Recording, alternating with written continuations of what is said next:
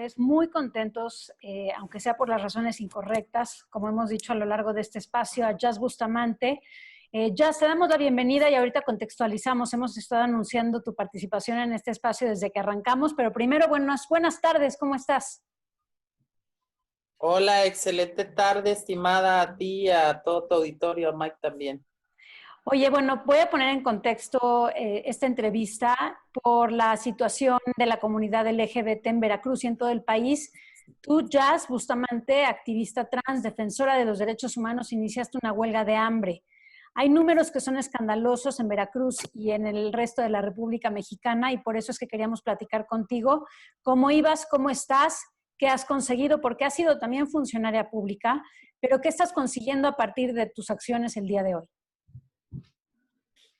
Bueno, yo he conseguido, o sea, Jazz Bustamante como tal, pues diría que nada. En realidad, todas estas acciones en el tema de las disidencias sexuales han sido acciones coordinadas, que si bien yo he tomado la iniciativa, como el tema de la huelga de hambre o el de lograr las causales agravantes en la materia legislativa en el estado de Veracruz y algunos otros estados de la República Mexicana, pues no hubiese sido posible sin el apoyo de las redes comunitarias, de otras organizaciones, de la sociedad civil y de otros movimientos sociales de nuestro país. Es tan importante la interseccionalidad que hemos logrado.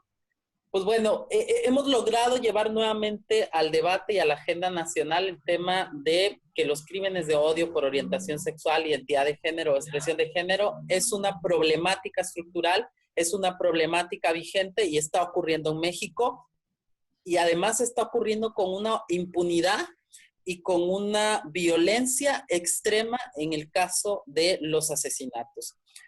Por ello, justamente una servidora inicia la huelga de hambre acá en el estado de Veracruz, pero también con una mirada nacional de lo que está ocurriendo en el estado de Veracruz, en Chihuahua, en el estado de México, en Guerrero, en Michoacán, y por supuesto que en toda la República Mexicana, pero en los 5 estados de la República donde hay mayor prevalencia de estos crímenes, que son Veracruz, Estado de México. Pues se lograron ahí unos acuerdos que firmó SEGOC, Secretaría de Gobernación, para hacer el vínculo institucional con la Fiscalía General de la República Mexicana. 5 acuerdos que se firmaron, que tenemos la primera reunión institucional en el mes de octubre, a casi a finales de este mes, a mediados a finales, y se logró en la Fiscalía de Chihuahua instalar la mesa interinstitucional. Una de las cosas que estábamos pugnando,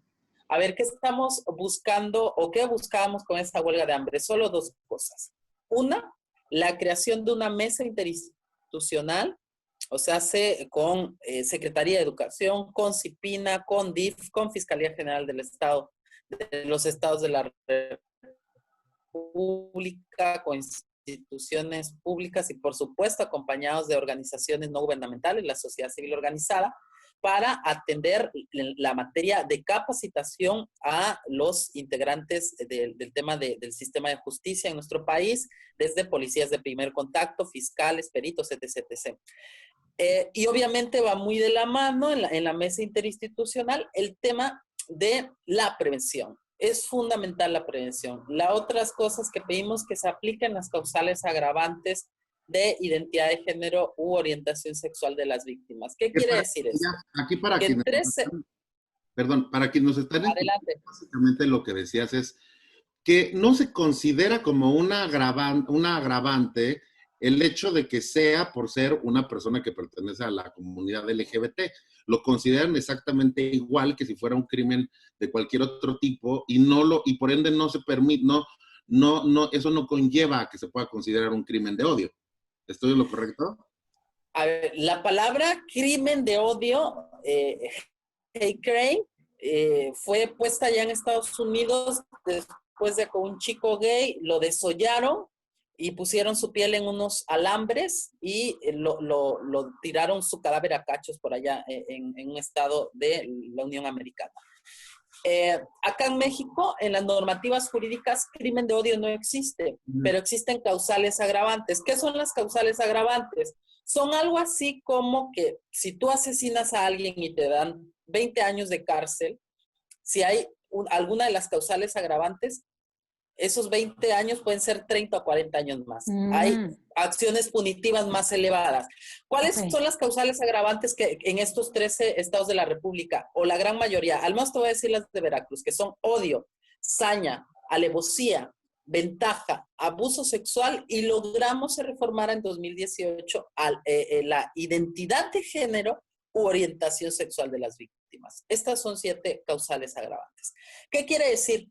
Que los peritos de primer contacto a la hora de hacer diligencias y los fiscales, las y los fiscales acá en el estado de Veracruz y en toda la República Mexicana, les llega un caso y dicen, oh, pues sí hubo tortura, hubo abuso sexual, hubo ridiculización del cuerpo, era lesbiana, era gay o era trans, bueno, eso no importa, pero le mataron así, entonces vamos a poner las causales agravantes, abuso sexual, ok, saña, ok, odio podría ser, y lo vinculamos en un homicidio en primero, segundo, tercer grado.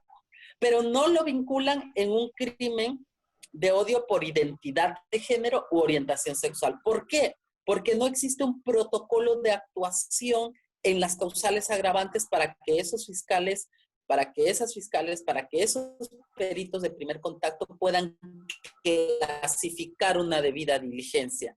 ¿Qué quiere decir? Que no saben qué significa identidad de género, que no saben qué significa orientación sexual, que no saben qué significa expresión de género y que no saben cómo vincular en una debida diligencia esas causales agravantes. En algunos estados solo dice orientación sexual, en otros dice solamente identidad de género, en otros dice las dos, como Ciudad de México, Veracruz y Puebla, identidad de género, orientación sexual de las víctimas. No existe una homologación en estos 3 estados que diga, en los 3 estados es identidad de género y orientación sexual. En algunos dice preferencia sexual. Entonces, mientras si haya todo ese borlote, va a suceder lo que pasó con Jonas Santos allá en Jalisco. Que, a ver, para hacer una debida diligencia, un debido proceso, ¿cómo puedo tener perspectiva de género en un crimen de odio una persona queer o travesti como era Jonas?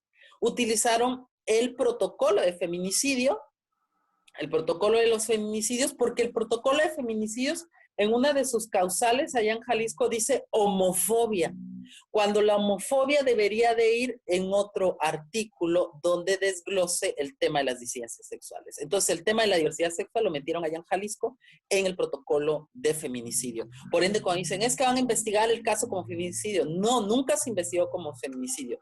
Se utilizó la herramienta jurídica punitiva del protocolo de feminicidio para poder darle una debida diligencia y una aplicabilidad jurídica correcta con perspectiva de género al caso de Jonas.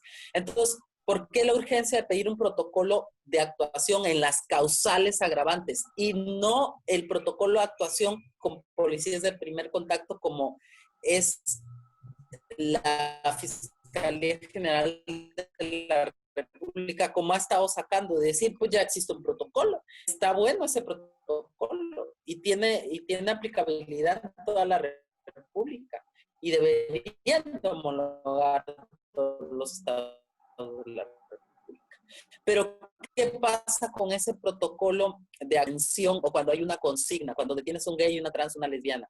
No en el debido proceso de un asesinato, o, en el caso de los crímenes de odio por orientación sexual o identidad de género. Yo aquí le paro para escuchar sus preguntas porque veo por ahí que hay ciertas dudas en el tema y quienes nos estén escuchando, por supuesto.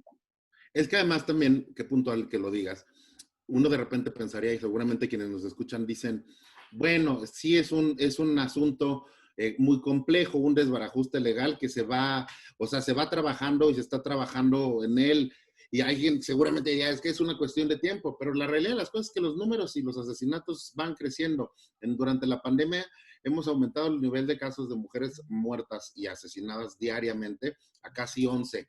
Y en el caso de los ataques, por ejemplo, a la comunidad trans, pues para mala fortuna hay que decirlo, la edad promedio para una persona trans en México se calcula en menos de 40 años.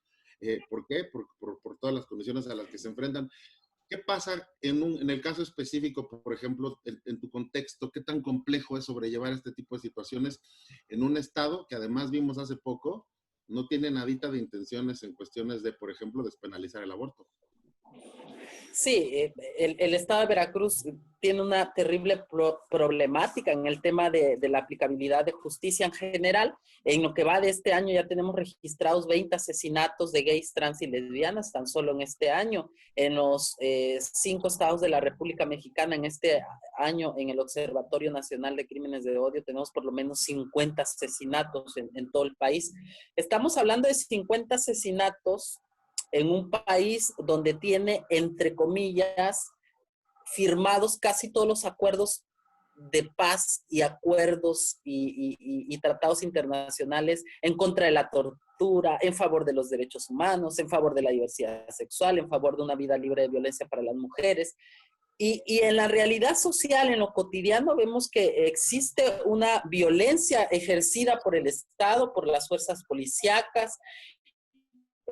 Vemos que existe una impunidad a la hora de los procesos jurídicos y desde mi perspectiva, lo que ocurre en Veracruz es justamente eso, que sí cambia el tema de gobierna otro color partidista, pero el sistema es el mismo. Por eso a mí me dicen, ¿cuándo van a terminar los crímenes de odio? Cuando era candidato y además no era el favorito, Cuitlavo García Jiménez.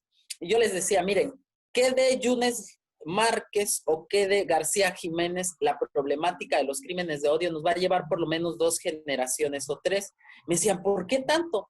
Porque justamente la problemática de los crímenes de odio y los feminicidios también, ¿no? Tiene que ver con la educación sistemática que tenemos en nuestro país, con el machismo, con el patriarcado, con el valemadrismo, perdón por la expresión, por el ahí se va, el que no tranza no avanza.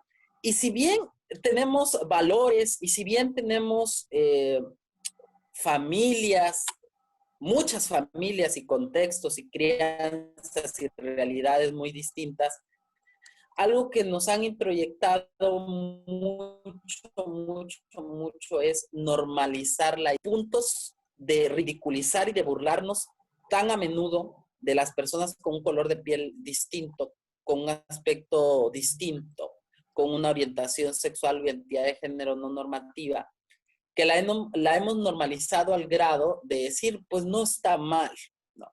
Y comienza con el jotito, el chotito, la machorra, y lo vemos luego en el caso de Alaska, ¿no? Lleva a una mujer trans torturada, arrojada a la orilla de un río, envuelta en un alambre de púas. Lo vemos el compañero en Sayula de Alemán, en el estado de Veracruz, introducido en el recto un palo, desnudado y puesto en un camino en terracería. Lo vemos incluso también en Morelos de un compañero calcinado, lo vemos de la compañera trans en Guanajuato, torturada además y mutilada y quemada la mitad de su cuerpo. Lo vemos con la compañera Joana Hernández, que le mandan video a su familia cuando la estaban torturando y le piden rescate sabiendo que era una familia de bajos recursos y no lo podía dar. Y la enredan con cinta, le queman el cuerpo y la arrojan semidesnuda en un barranco acá muy cerca de Jalapa, Veracruz. Lo vemos con el caso de Miguel Ángel Medina, ¿no? O sea, los casos son muchos. La tortura es mucha, son crímenes de lesa humanidad.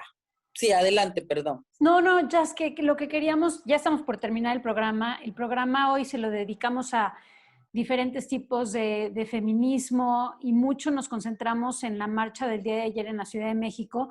Para cerrar contigo, quisiéramos saber cuál es tu lectura sobre la manifestación de ayer que estuvo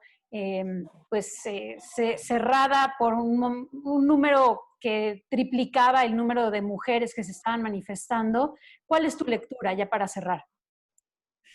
La lectura es esa justamente, que puede haber cambio de color partidista, pero y el sistema de justicia mexicano y las prácticas de justicia mexicana sigan siendo justamente la represión y la violencia, no nos va a llevar a nada. Y entonces lo vemos, ¿no? Por un lado, la demagogia de la jefa de gobierno que dice, pues es que estamos a favor de las libertades y que los derechos.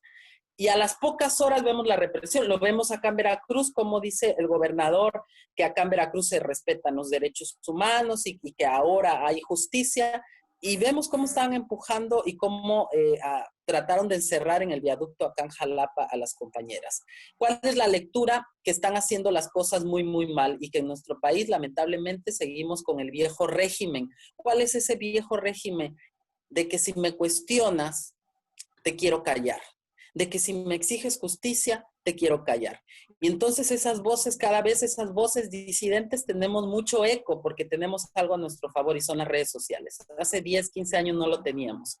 Y las redes sociales nos están dando ese eco que antes no teníamos. Y los estamos exhibiendo. Por un lado dicen, de la parte oficialista, no les tiramos gas pimienta. Y en las redes sociales vemos que sí tiraron gas. Por un lado dicen, no las acorralamos. Y vemos fotografías en redes sociales que sí acorralaron a las compañeras. Entonces tenemos algo a nuestro favor, que el salto cuántico de las redes sociales está con nosotras, con nosotros, pero también vemos que el sistema sigue siendo muy reacio a cambiar esas prácticas. Mientras no acepten que están haciendo las cosas mal, muy, muy, muy largo va a estar el camino para lograr la verdadera justicia social, la equidad y la igualdad tan necesaria en un país como lo es México.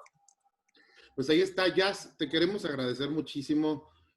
Pareciera que el día de ayer nosotros habíamos anunciado que ibas a estar con nosotros, pero debido a una chamba tuya, un trabajo tuyo de acompañamiento de un caso, no pudiste llegar y mira, pareciera que se pusieron las cosas, se alinearon las cosas para que estuvieras hoy para un tema que no nos gustaría estar tratando. Te agradecemos mucho y vamos a seguir cerca de ti, de tu trabajo, te admiramos y por lo pronto vámonos con una... Vámonos con música. Porque falta todavía la postura de Luchadoras MX. Ya nos despedimos. Gracias, Jazz. Gracias, Jazz. Un abrazo.